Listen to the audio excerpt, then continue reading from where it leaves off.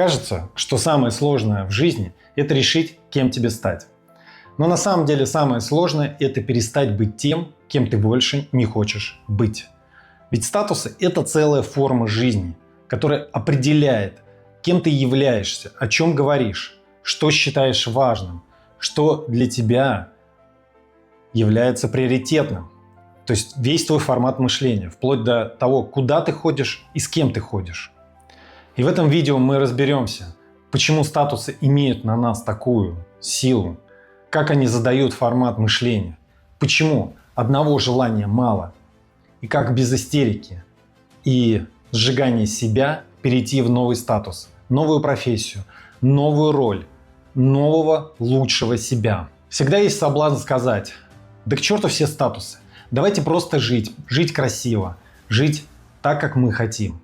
Например, уйти в горы, сесть под дерево или даже стать Буддой. Но даже Будде не дали нормально посидеть. Пришли какие-то люди и стали вешать на него статусы. Чудак, странный, пророк, гуру, просветленный. Статусы – это даже некая форма защиты. Мы пытаемся понять, кто перед нами, чего от него ожидать и чего он на самом деле хочет. Поэтому проблема не в самих статусах. Внутри ты можешь решительно их все отменить. Но в современном обществе они неизбежны. Поэтому проблема там, где статус определяет, каким будет твое будущее. Например, когда твоя профессия ставит на тебе клеймо, что ты больше не можешь быть кем-то другим. Или твой статус друга превращает тебя в удобного, всегда полезного человека. Или твой статус коллеги говорит, что ты должен говорить и общаться с людьми на определенные темы, которые тебе давно уже не интересны. Когда, например, твоя роль сына или дочери превращается в роль ребенка, которого все помнят. Например, ты можешь быть взрослым, ты можешь руководить, ты можешь строить бизнесы, реализовывать крупные проекты, принимать сложнейшие решения. Но как только ты приезжаешь к родственникам, ты можешь услышать такую фразу: «О, ты такой же, как и был». И уже через пару минут тебе может стать 15 лет. Не буквально, конечно, но бывают и такие случаи, что тебя могут попросить вынести мусор твои родственники.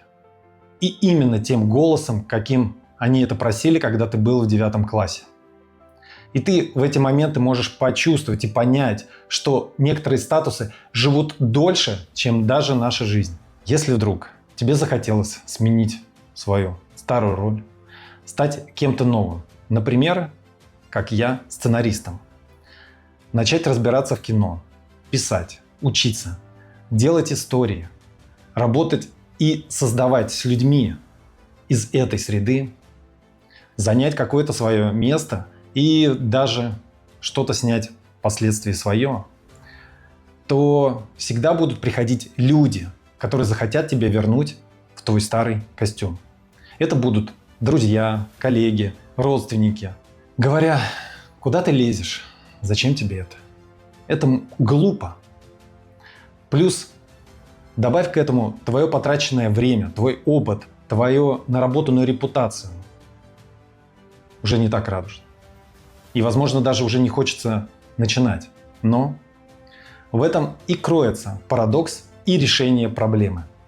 Как статусы создают вокруг тебя целый мир, так же ты, сменив статус, можешь изменить целый мир внутри и вокруг себя.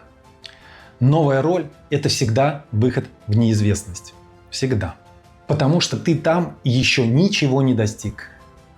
Поэтому ты неуверенный и неубедительный. И это нормально. Почти все люди хотят новую для себя жизнь или лучшую. Но никто не готов стать в этой новой, лучшей жизни новичком. Нам кажется, что статусы появляются, когда нас в чем-то признали. Но правда в том, что он появляется, когда ты начинаешь жить из этого статуса. Тебе не обязательно приходить в одежде и форме сценариста на работу и говорить коллеге: я уже сценарист. Прошу общаться со мной только через агента. И я теперь только пишу сценарий, ничего лишнего. Конечно же нет. Но если ты хочешь сменить роль, то начинай жить как человек, который уже живет из этой роли. Начинай со знакомства с людьми, которые уже этим живут. Например, если это сценарист, то начинай думать о кино с другого ракурса. Читай книги по сценаристике, читай сценарии. Учись видеть конфликт не только в кино, но и в семейном разговоре, в обычной житейской ситуации. Придумывай новые, классные, удивительные истории, которые рождаются в тебе и хочется подарить их миру. И главное – писать. Много, возможно плохо, неловко, желание выкинуть ноутбук, переехать на другой конец планеты, чтобы никто не знал ни тебя, ни слова драматургия. Но продолжай. Потому что статус становится реальным только после повторения действия, подтвержденного результатом. Не мечты об этом, а реальность. И это работает не только с профессией. Хочешь быть здоровым человеком? Тогда не жди понедельника. Не покупай идеальный абонемент в фитнес. Не ищи правильную бутылку. Не ищи внутреннего просветления, что я готов. Тебе не нужен никакой новый коврик для йоги. Достаточно просто постепенно войти в новую жизнь человека, который заботится о своем здоровье. И он начинается с вопросов. Как начинает этот человек свой день? Какую еду он выбирает? Как он относится ко сну? Как он договаривается с самим собой на какие-то условия? Это также верно и для здоровых отношений. Если ты хочешь их, то начинай быть взрослым. Убирай свои ожидания от партнера. Хочешь быть автором? Тогда начинай думать, что ты можешь создать, не забывая об ответственности за свой результат. Статус как одежда.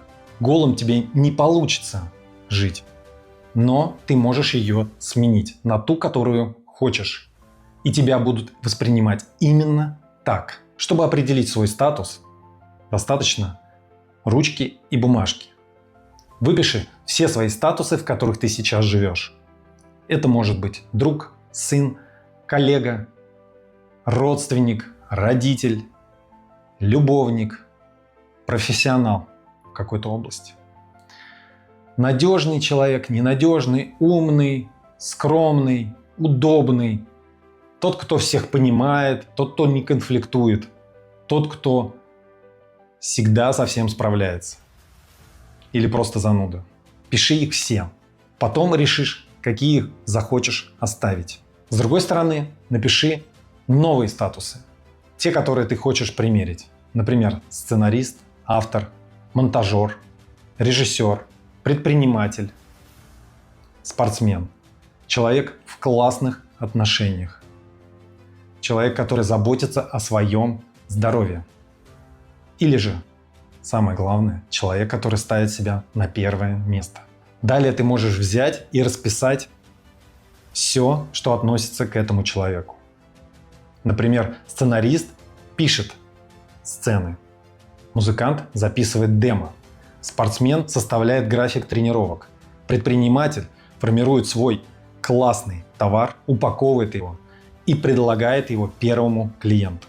А взрослый человек начинает свой честный разговор, который давно откладывал. Вот так, чуть-чуть, капля за каплей, мечта превращается в реальность.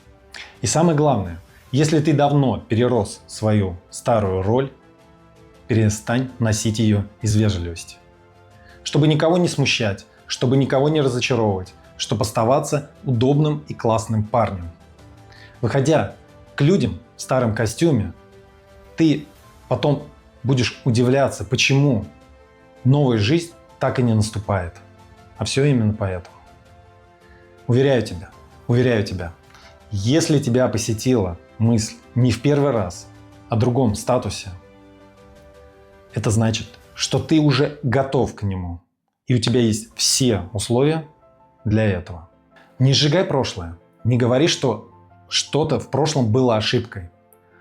Оно точно было важным, Ты что-то научился, к чему ты пришел. Тебя бы здесь не было без этого опыта. Но надо эволюционировать.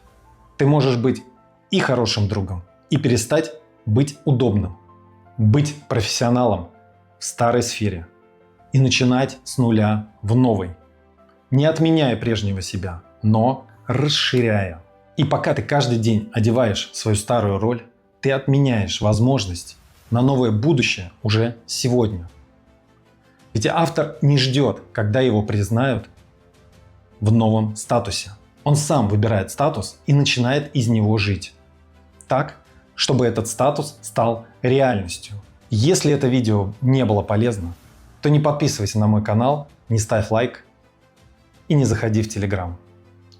А я благодарю тебя за твое время. Будь глубже, будь автором своей жизни.